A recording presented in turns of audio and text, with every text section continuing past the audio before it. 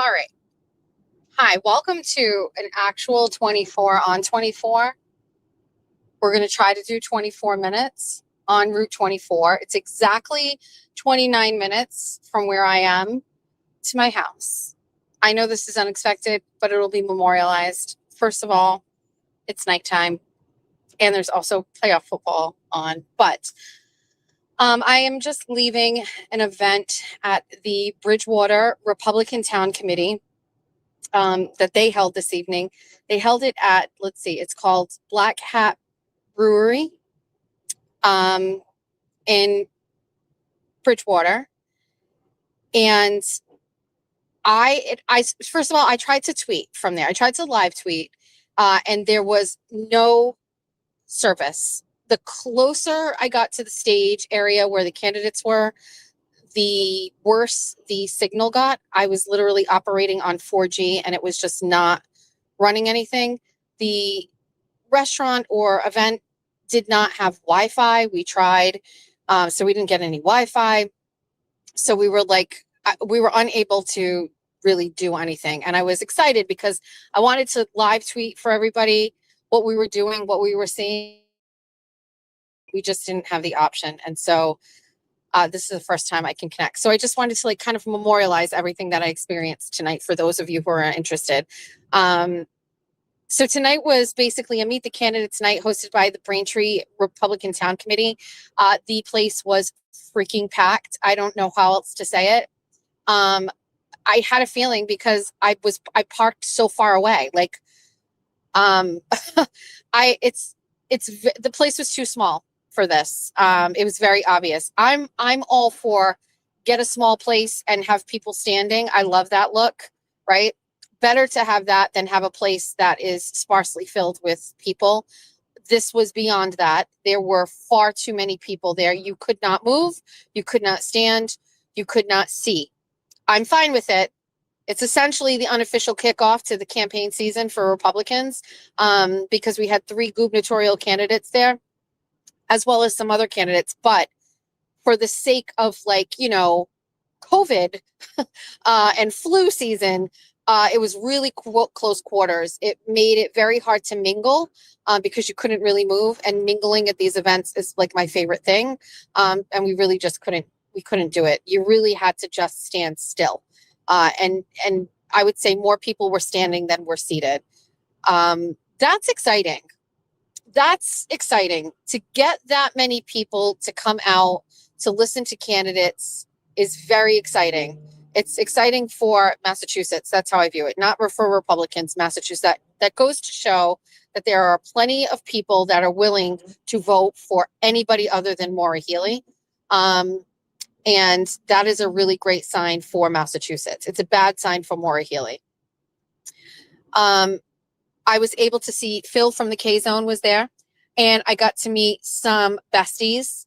I always am not sure if I'm allowed to say if people were there, so I'm not, some of them I'm not sure. I know Ben Rosa was okay to say. Ben is at everything. Funeral Lady came, and then saw some other besties, but I'm never sure if it's okay to mention.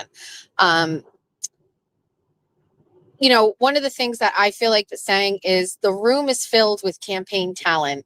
There are a lot of seasoned campaign people there that were helping their candidates. And it's great. It's great. I'm sure that the Mike Keneally campaign will take all of them when he wins the primary. And it was nice to see some people I haven't seen in a long time. There are some really great people in our party, and I was very happy to see them and give hugs and say hi. I love that. Very lucky to have met these people and worked on the side of them. Even people who I like who are working for a different gubernatorial candidate, no hard feelings. I was joshing them a little. They're like, when are you going to come over? Take that sticker off. Come over on the Mike Keneally side. You're going to love it over here. But everybody's working really, really hard.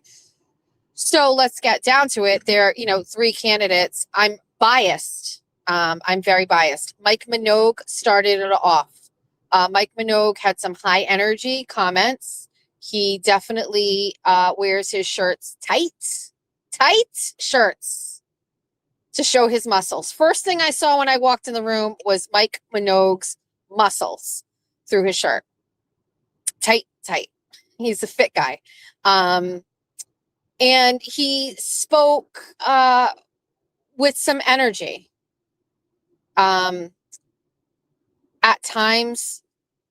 So I'm going to say this. There's not a lot of bad I can say overall. I compare this, the whole time I was there, I was going, just think about what this was like last time around when we have Chris Doty, who was not a politician. He really, it was just a disaster. Nice guy. And then you had Jeff Deal, who was like dead on arrival, right? So for me, every time I am looking at these candidates, I'm going, they are all light years ahead of that set of candidates. Okay. Last time. We are light years ahead.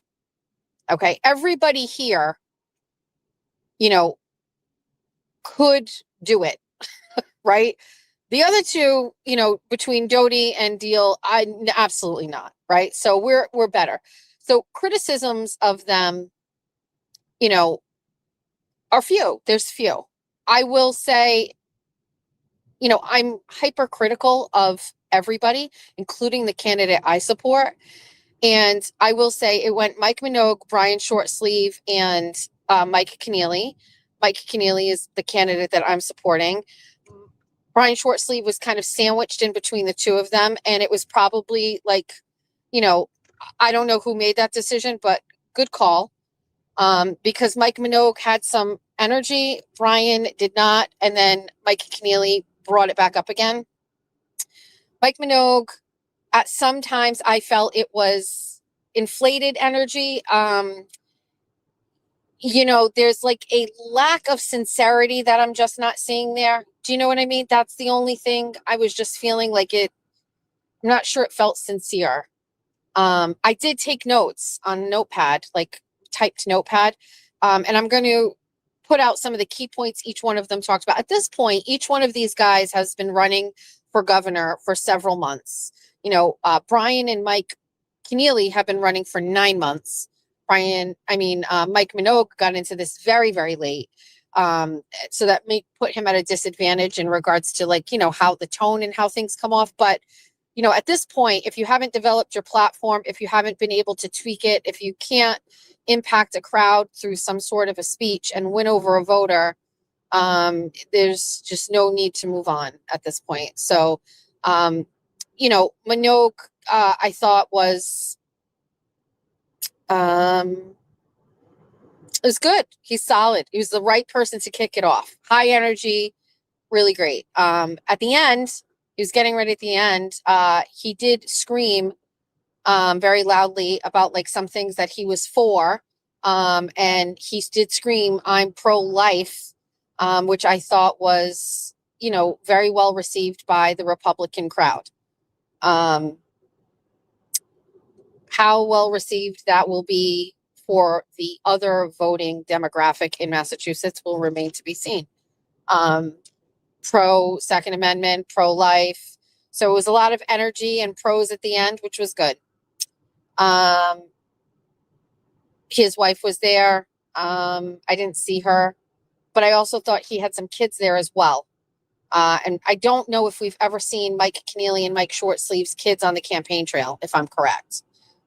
So maybe I don't have that right, but I think Mike Minogue had some kids there. And then we had Brian Shortsleeve come in. I feel like I don't even want to say it because I really liked Brian. It is falling unbelievably flat. I am astounded actually at it. Did you see the thing in the paper? I've heard it already on your videos. This is not something I want to hear again. I also heard months and months and months ago him at an event we hosted where he said, I've got my electric bill with me.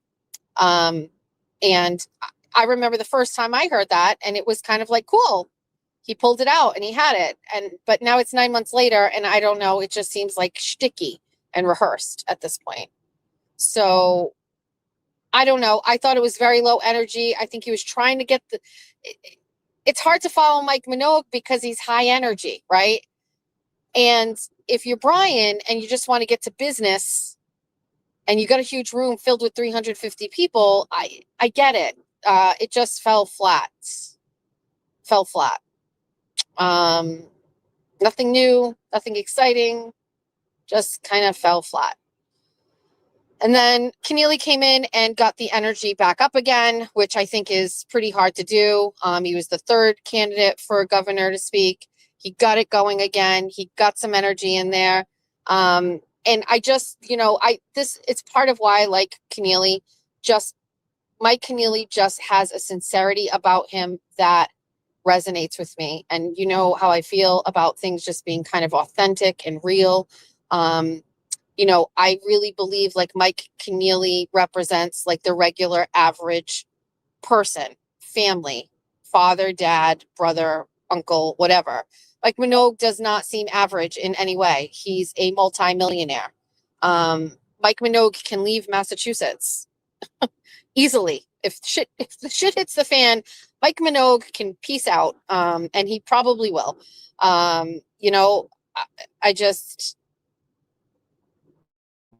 Mike Keneally comes off like it matters to him a lot.